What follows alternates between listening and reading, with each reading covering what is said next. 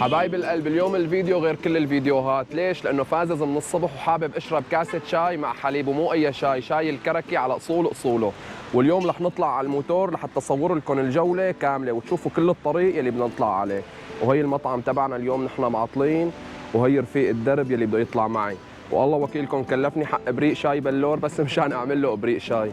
هلا بنعبي بنزين وبنطلع. شو تسوق أنت ولا أنا؟ يلا ارجع خلينا نسمي بالله.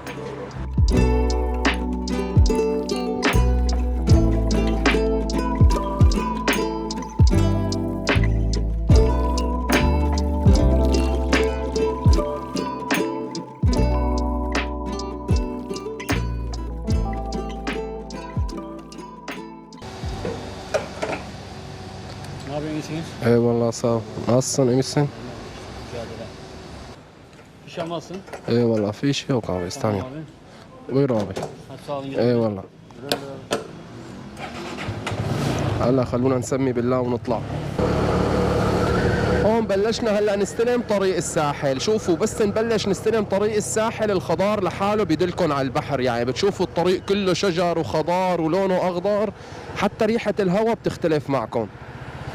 أنا تقريبا إخواتي البحر بعيد عن بيتي، بالموتور 20 دقيقة بالضبط بنكون نازلين على الشط. والطلعة على الموتور أحلى من السيارة. ليش؟ لأنه بننزل بالموتور وين ما بدنا، يعني ما بننحكم بمكان صفة معينة، وين ما بدنا فينا نمشي وفينا ننزل. هي السبع بحرات عنا بالشام، بس هي البحرة باسطنبول.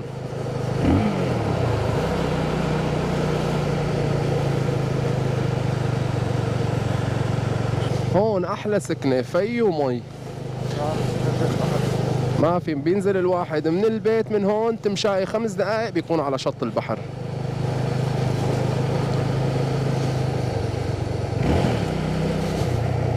هي النورس اخواتي.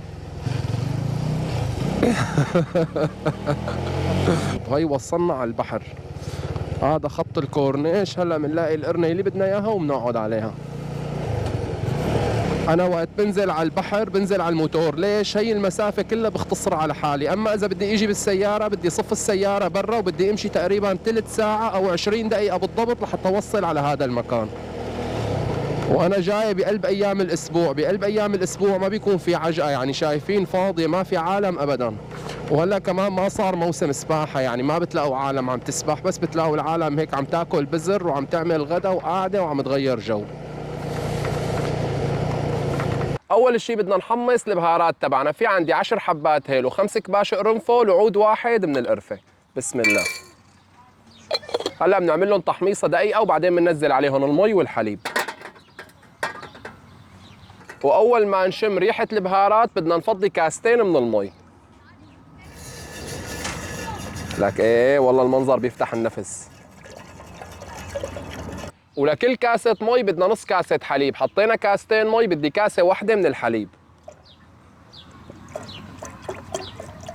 وبدي 6 معالق سكر، أنا معيرهم وحاططهم بمطربان صغير. كمية السكر على حسب الرغبة. وبدي حط عليهم معلقتين كبار من الشاي. هلا بنحط الشاي وبنخلي الحليب يغلي 10 دقايق، وآخر شي بنحط عليهم الزعفران.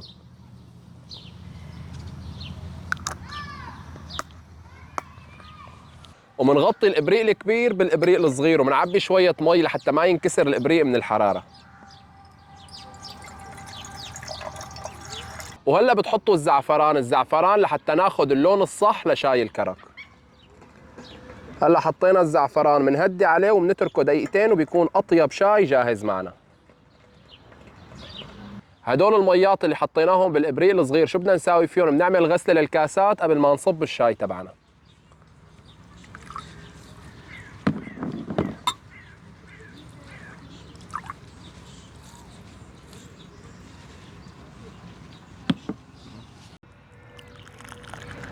لك ايه، يا هيك الشاي يا اما بلا طالع اكثر من ذهب.